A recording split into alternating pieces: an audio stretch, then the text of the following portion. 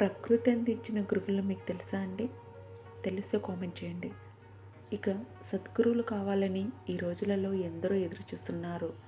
కానీ మనం పుట్టిన నాటి నుండి చనిపోయే వరకు నిత్యం క్షణకాలం పాటు మనల్ని విడవకుండా ఉండే గురువులను ఎందుకు గుర్తించలేకపోతున్నారు?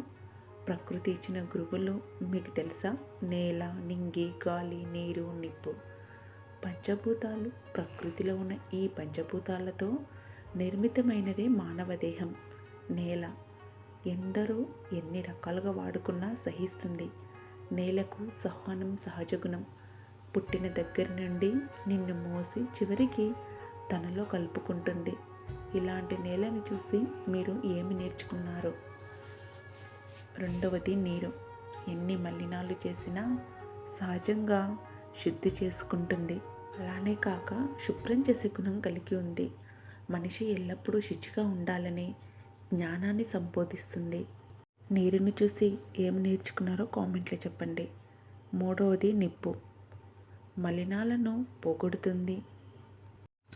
దేవతలకు మనం చేసే యజ్ఞ యాగాది క్రతువుల నుండి ఆహారాన్ని అందిస్తుంది.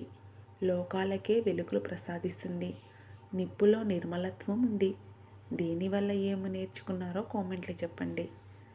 నాలుగవది గాలి. ఎప్పుడు నిరాపేక్షికంగా ఉపకారం చేస్తుంది. పువ్వులలో ఉండే పుప్పొడిని తీసుకెళ్ళి పరపరాగ సంపర్కం గావించి వృక్ష సంపదను వృద్ధి పొందిస్తుంది. మనిషికి నిరంతరం చెట్ల నుండి ఆక్సిజన్ అందిస్తుంది.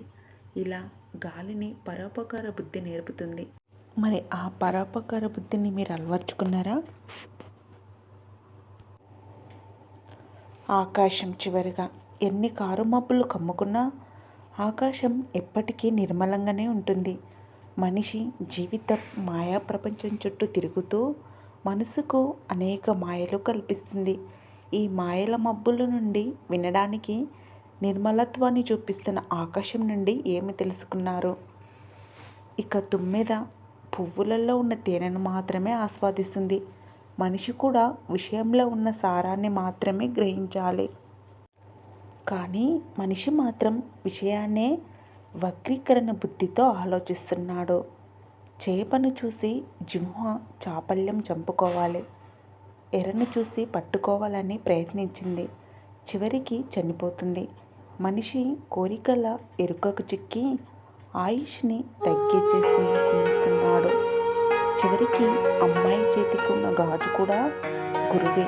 ఒక గాజు నిశ్శబ్దంగా ఉంటే 4 గాజులు గోల చేస్తాయి.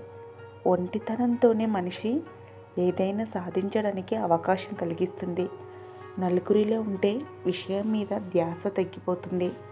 ఇలా ప్రకృతితో ఉన్న ప్రతి ఒక్కటి మనకి అనేక రకాలుగా బోధిస్తుంటే మనం మాత్రం పట్టించుకోవడం లేదు. మరి గురువులు చెప్పే విషయాలు మీరు వింటున్నారా? ఆ విధంగా అయితే ఏమనిపిస్తుందో కామెంట్ చేయండి. అదేవిధంగా సబ్స్క్రైబ్ చేసుకోండి.